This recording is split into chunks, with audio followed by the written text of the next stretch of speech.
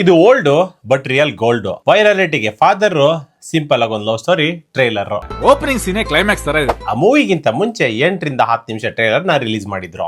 ಆ ಟ್ರೈಲರ್ಗೂ ಮೂವಿಗೂ ಸಂಬಂಧ ಇರಲಿಲ್ಲ. ಟ್ರೈಲರ್ಗೆ ಜನ ಫಿದಾ ಹೋಗ್ಬಿಟ್ಟಿದ್ರು. ಒಬ್ಬೊಬ್ರಿಗೆ 10 ಸರಿ ಒಂದೇ ವಿಡಿಯೋ ಫಾರ್ವರ್ಡ್ ಆಗಿತ್ತು ಆ ಕಾಲದಲ್ಲಿ. This was exactly 13 years back. ಒಂದು ಫ್ಲಾಶ್ ಬ್ಯಾಕ್ ಹಾಕೋ.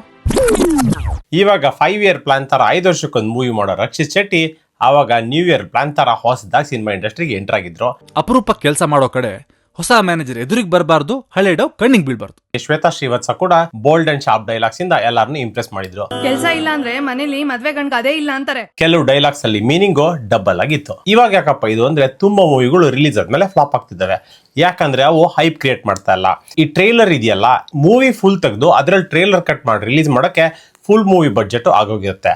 ಅದ್ರ ಬದಲು ಈ ಮೂವಿ ತರ ಫಸ್ಟ್ ಒಂದು ಟ್ರೈಲರ್ ರಿಲೀಸ್ ಮಾಡಿ cash the vibe. Trailer viral ಆಯ್ತಂದ್ರೆ ಪ್ರಾಡಕ್ಟ್ ಅಲ್ಲಿ ದಮ್ ಇದೆ ಅಂತ ಅದಕ್ಕೆ ಇನ್ವೆಸ್ಟರ್ಸ್ OTT ನವರು ಇಂಟ್ರೆಸ್ಟ್ ತೋರಿಸ್ತಾರೆ. ಸೊ ಅವಾಗ ನಿಮ್ಗೆ marketing will be ready even before you make the movie itself. So ದುಡ್ಡು ಹಾಕಿ ದುಡ್ಡು ಕಳೆಯೋ ಬದಲು first test the waters. Recent ಆಗಿ ಸುನಿ ಅವ್ರ ಹತ್ರ ಮಾತಾಡಿದಾಗ ಇದನ್ನ ರೇಸ್ ಮಾಡಿದೆ.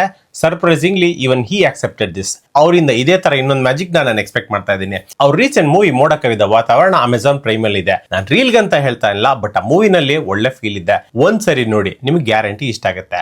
ನಿಮ್ಗೆ ಸಿಂಪಲ್ ಸುನಿ ಅವ್ರು ಯಾವ ಮೂವೀಸು ಅಥವಾ ಸಾಂಗ್ಸ್ ಇಷ್ಟ ಅಂತ ಕಮೆಂಟ್ ಅಲ್ಲಿ ತಿಳಿಸಿ. ಒಬ್ಬ ಒಳ್ಳೆ ಡೈರೆಕ್ಟರ್ ನಾವೆಲ್ಲ ಸೇರಿ ಅಪ್ರಿಶಿಯೇಟ್ ಮಾಡೋಣ. ನನ್ ಕಂಟೆಂಟ್ ಇಷ್ಟ ಆದ್ರೆ ಇಷ್ಟಪಟ್ಟು ನನ್ನ ಫಾಲೋ ಮಾಡಿ. ಹಲೋ, ಹೌದಾ ಮಗ ರಿಸಲ್ಟ್ ಬಂದಿದೆ ಅಂತ? ನಮ್ಮಮ್ಮ ಇಂಗ್ಲಿಷು ಮಾರಮ್ಮ.